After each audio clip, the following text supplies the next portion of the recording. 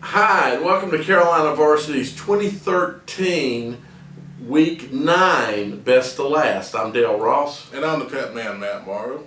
And in the rankings this week, well, first off, I found that my rankings were motivational to Charlotte Catholic. And thank you guys for caring that much. I did not know that what I said was able to motivate a football team to go and do what you did to Olympic. But good job. I think you should charge. The coaches should pay you. So the next team that needs motivation to win should pay us, and we'll rank them low and say some things about them that the kids might not like. We've been trying to find a way to make money so we can get better supplies and equipment. Exactly. This may be the way to do it. And this might be the way. Coaches, if you need motivation, talk to us. We can work something out. That's right. But now on to the overall best to last. Number one, Mallard Creek, obviously, with their win over Hough, they proved that they're the kings of the city. Mm-hmm. I got Butler at number two. They've been, improving steadily, and they keep winning ball games and, doing it in a convincing fashion. I think those two are the top two really in the city at the moment. And then we get to this cluster that we have been talking about all season. Right. 3 through 12. I think you could rank in almost any type of order, and you would have arguments and, conversations about why is this team here or there. But each team has an argument to be ranked higher or lower than where I put them. And the main thing that I got, basically grilled on was why is Rocky River at number 3. Mm-hmm. And my thing is, in a season like we've been having so far, I'm going to reward consistency. And all these guys have done since Richmond is win ball games. Right. And even though every win that they've had has not been the most impressive win, they've been winning consistently. They've been improving, week to week. They're getting healthier.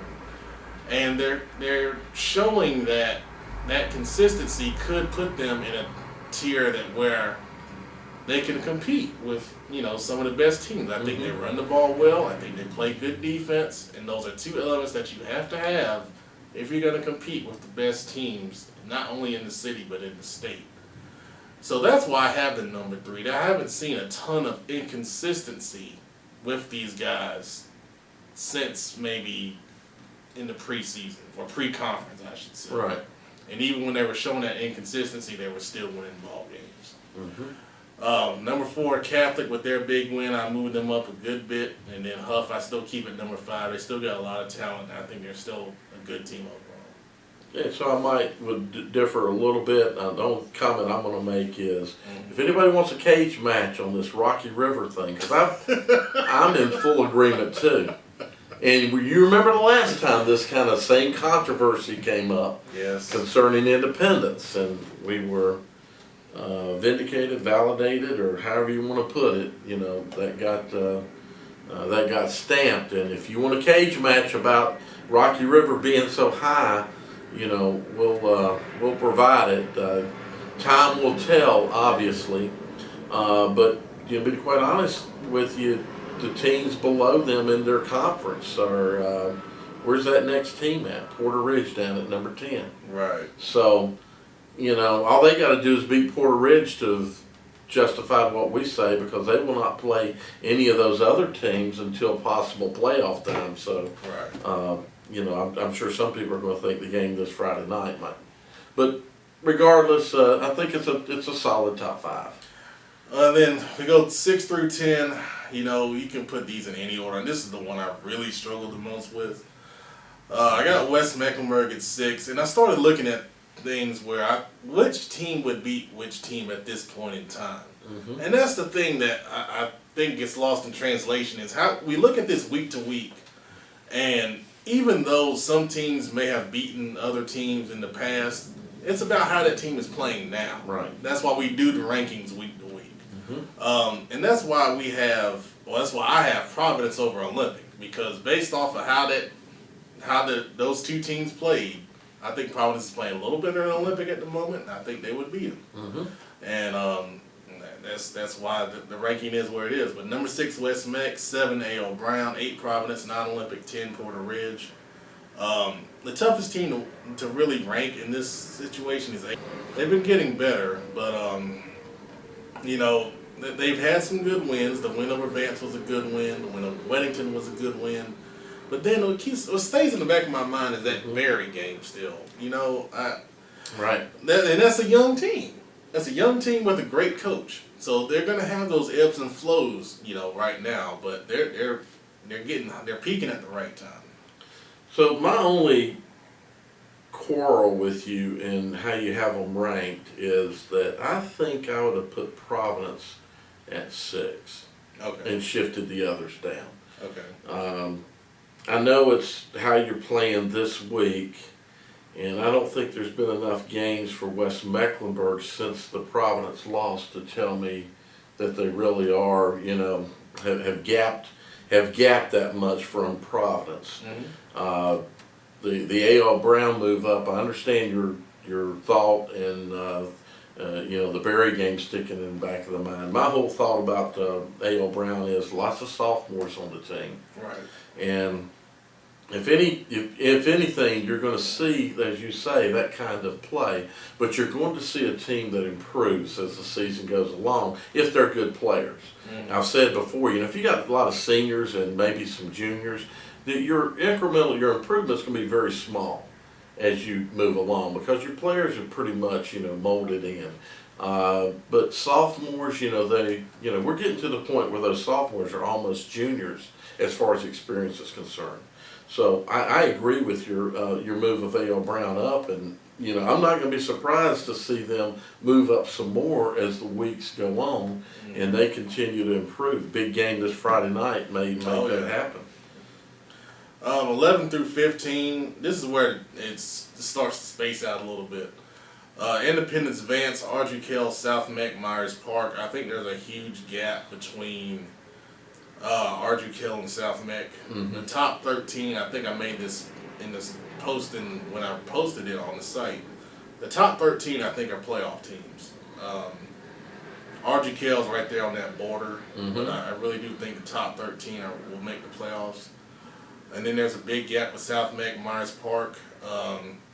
Really, Independence is dangerous, so is Vance. I think if they go on the playoffs first round road game, nobody wants to see them. But the other ones, you know, South Meck's, you know, they're still improving.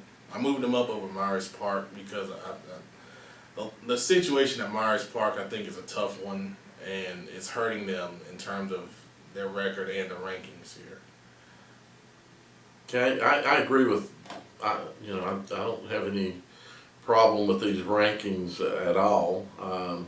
I do agree that gap borders right there at Ardrey Kell. Yeah. There's a significant step, and I agree. Independence and Vance are two teams that I'm going to expect might move back up some as the season progresses, and you know, come playoff time, those are not two teams.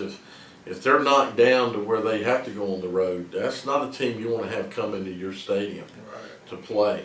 Not at all. And the rest of them, 16 through 23, I think Hopewell, you know, showed a lot. I moved them up over North Meck. North Meck's kind of struggled the past 2 weeks. Mm-hmm. Berry, you know, showing well at Providence, against Providence, I should say. I was at home. Berry and Harding played the Battle of Allegheny this week. They can fight it out for number 18, apparently. The last 4. You know, East Meck has shown the past couple of weeks they can hang in there for a little bit against the top teams in Butler and Rocky River. Mm-hmm. West Charlotte's starting to score a little bit. They're showing some improvement. Coach Surratt said in the paper that they're improving. You know, they're still making mistakes, but they're getting a little better. And Robinson and Garinger, you know, it's tough right now. It's tough. Well, that's it. You know, I don't argue with any of that. My only thought might be is Berry and Harding better than North Mecklenburg now? So, or is Berry? You know, I think maybe a little might be told Friday. You know, this coming Friday night. But you know, for the most part, I agree. Right. it's going to fall out the way it is. So, if you disagree, please post your rankings. I know Hokie does a great job with his computer rankings, and I think those are really, it shows another side of how scores and such can go into balance and how the computer looks at different teams and such. And I think Dale's going to pull those up right now. Yeah, actually, I'll pull them up right now, and I'll just, it looks like Mallard Creek, Butler, Hough, West Meck, Independence, Porter Ridge, Catholic, Vance, A.L. Brown, Olympic, Rocky River, Providence, Myers Park, Ardrey Kell. That's that same group, obviously, the 13. The biggest difference is where his computer has Rocky River. Right. Because he's got Rocky River way down at 11th. Otherwise, there's a little variances. A.L. Brown's a little lower, but, it all works out to be very, very similar to what we are subjectively coming up with. And the computer loves Independence. It has them at number 5. Yeah, that's the big flip is them and Rocky River, and I guess we'll find out. They play in a couple of weeks. Those two can knock that one out. And it's a big, it's a big number between the two, 27.7 versus 12.5. So I'm expecting he's going to be calling a big point spread on that game. All right. Well, that's our best last talk.